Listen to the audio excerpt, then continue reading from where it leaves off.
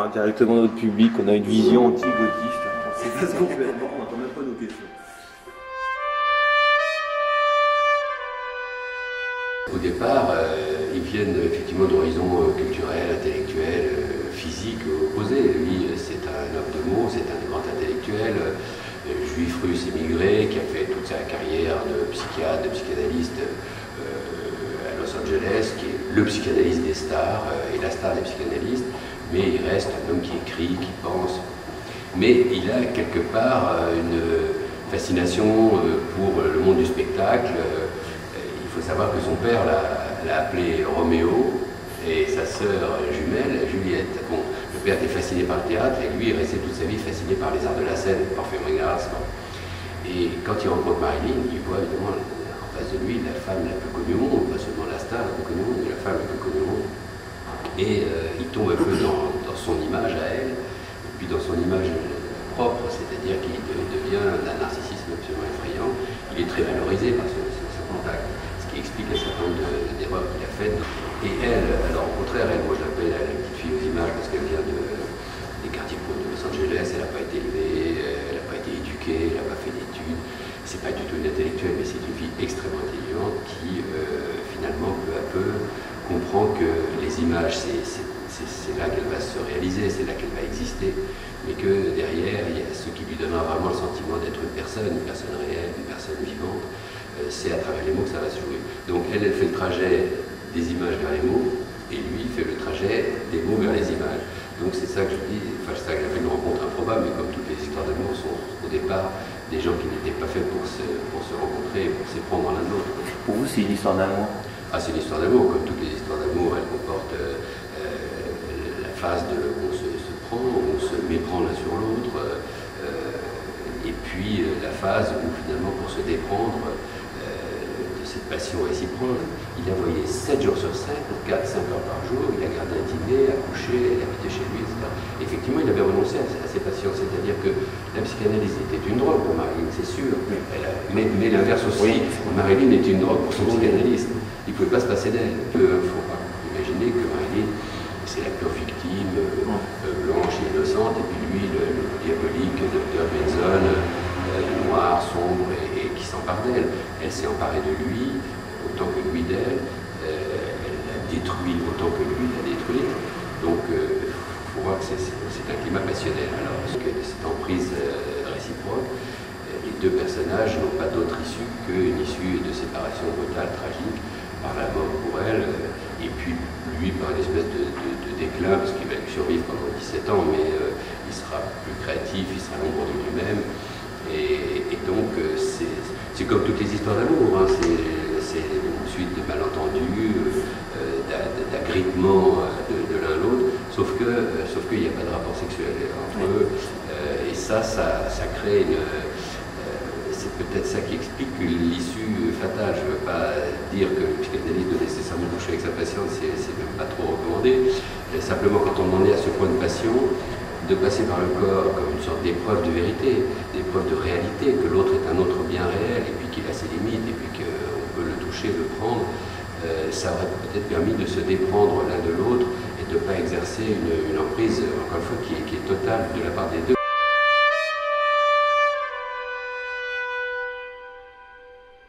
C'est beaucoup servi des hommes, et en particulier des photographes. Il y a eu beaucoup d'histoires avec des photographes. Il y a eu Milton Green à New York, il y a eu André de Dienes à Los Angeles pendant très longtemps, et puis Bert Stern qui a fait ses dernières séances de photos qu'on a vu à Paris récemment. Quand elle avait un coup de déprime ou d'effondrement, parce que c'était pas plus que de déprime, c'était de détresse, d'agonie qu'elle vivait, elle avait une ressource toute trouvée, c'est-à-dire qu'elle se précipitait, elle appelait un photographe, elle faisait 300-500 photos, comme pour se nourrir sous l'œil de la caméra, se retrouver, exister. Mais en même temps, les hommes qui se sont épris d'elle, qu'elle a désirés, avec lesquels elle a construit des histoires, ont tous payé assez lourd, à l'exception de Sinatra qui, lui, s'en est tiré de façon pas très belle d'ailleurs.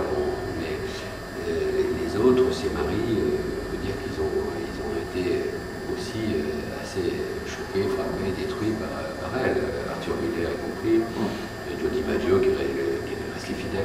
Bon, c'était bon, on la garde toujours l'image de Marilyn comme une espèce des poils scintillants, de gentilles lumières, de transparence comme ça.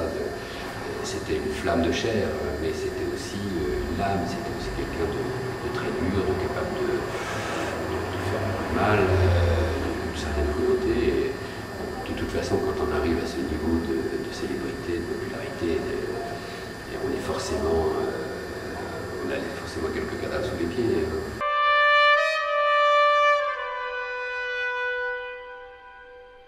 L'image la plus juste que j'ai d'elle sur ce plan-là, c'est que c'est quelqu'un qui se sert de son sexe, de sa sexualité, de son sex appeal, pour se protéger, l'essentiel qui serait justement le secret, sa pensée, ses incertitudes, ses angoisses, son identité fragile. Au moins quand elle est regardée sur un écran, prise par l'œil des caméras ou des appareils photo, elle dit, bon, ça je vous le donne, je vous le lâche, vous pouvez le prendre, mais le reste, ça restera quand même toujours à l'abri. Celui qui s'est le mieux approché de cette espèce de vérité, on voit sur les photos de Bernstein en particulier, on voit de femmes comme ça très belles, avec un corps sublime, et puis en même temps, même pas derrière, mais mêlé à ce visage, on voit un enfant en détresse, on voit quelque chose de très émouvant, et c'est peut-être ce ressort-là qui joue aujourd'hui sur nous, dans la fascination de Marilyn, plus que l'aspect icône sexuelle. Mais celui qui a mieux compris ça, c'est l'écrivain Vladimir Nabokov, qu'il a rencontré à Los Angeles. Lui, il travaillait sur l'adaptation de Lolita au cinéma. Et il a dit, comme un élément, il a dit au fond, on la prend pour une comédienne sexuelle, sexy, mais c'est le sexe qui était une comédie pour elle. Elle jouait ce rôle-là, et encore une fois, de façon très émouvante, très attirante, mais pour rester en deçà, et comme si elle voulait disparaître au fond de cette apparition qui aveuglait, qui étourdissait les hommes. Bon, alors dans sa sexualité, elle avait une sexualité à la fois addictive, un peu comme quelqu'un qui n'a pas de limite, qui couchait avec, il disait, je couche avec tous ceux qui me le demandent, et même ceux qui ne me le demandent pas. Dire que c'est une sexualité équilibrée, satisfaisante pour elle, c'est pas ce qu'elle raconte dans les bandes qu'elle a dictées pour son analyste, où elle dit qu'elle a rencontré l'orgasme assez tard, assez rarement, et que c'était l'une des causes de ces divorces successifs.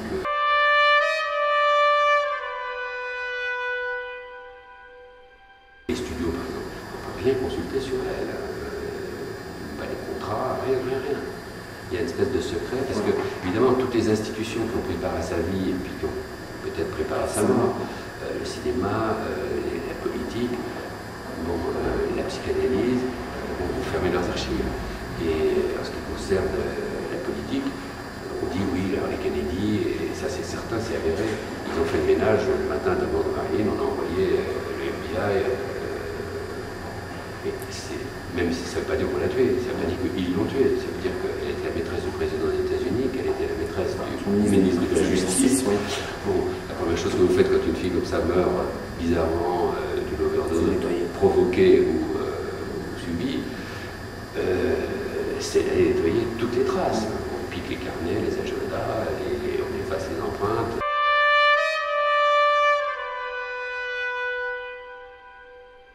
Que Bernstein, quand il a fait ces photos, parce qu'il y a plusieurs plusieurs dernières séances, il a fait 2500 photos, et c'est à 15 jours de la mort de Marilyn, et quand on la voit déjà, elle est déjà de l'autre côté. Totalement ailleurs. Elle est totalement ailleurs. D'abord, elle est saoule, elle est camée, elle est dans un état physique assez délabré, elle a beaucoup maigri, elle a cette cicatrice au flanc. Bon, mais Bernstein, il l'a manipulée, c'est-à-dire qu'il lui a apporté des accessoires, alors des robes. C'est lui qui l'a fait boire. C'est lui qui l'a fait boire. Justement, moi c'est ça que j'aime pas beaucoup dans ce regard de photographe, c'est qu'il la met en scène quand même. Hein. Il la met en scène comme une poupée sexy. Quoi. Et elle garde quand même dans les photos les plus émouvantes, notamment les noirs et blancs, une sorte de distance de dire mais tu peux prendre tout ce que tu veux, moi tu ne prendras pas.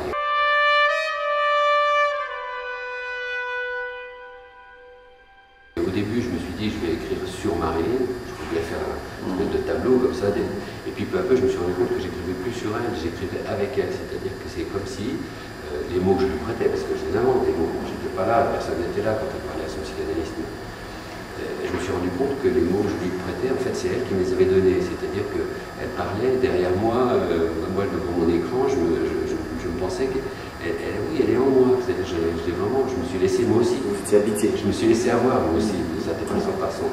Mais pas par l'aspect, encore une fois, par l'aspect, l'intelligence de cette femme qui était exceptionnelle, enfin exceptionnelle. Et quand elle jouait la bêtise, moi je dis, elle avait un usage très intelligent de la bêtise. C'est-à-dire, il y a des gens comme ça qui savent très bien. Beaucoup de femmes. Beaucoup de femmes. Je vais jouer la sotte. Et comme ça, je vais vous manipuler par ma bêtise. Manipuler très intelligemment. De lui redonner une certaine dignité, un certain respect, au-delà du cliché, la ravissante blonde idiote, que les gens continuent de véhiculer. Parce que ravissante elle était, blonde pas du tout, et idiote sûrement pas. Qu'est-ce que Marilyn Monroe finalement? Parce que, avec tout ce qu'on a entendu, avec tout ce qu'on sait, moi je dirais c'est comme ces étoiles qui ont disparu il y a des milliards d'années, et dont on continue à voir le rayonnement. C'est une lumière avant tout, c'est une lumière qui nous touche, qui nous atteint, qui nous aveugle. Une lumière à la fois extrêmement scintillante et en même temps très pénétrante, très dense. Oui, c'est une lumière aussi au sens de l'esprit, de l'intelligence, et pas seulement de la beauté. C'est une star, voilà.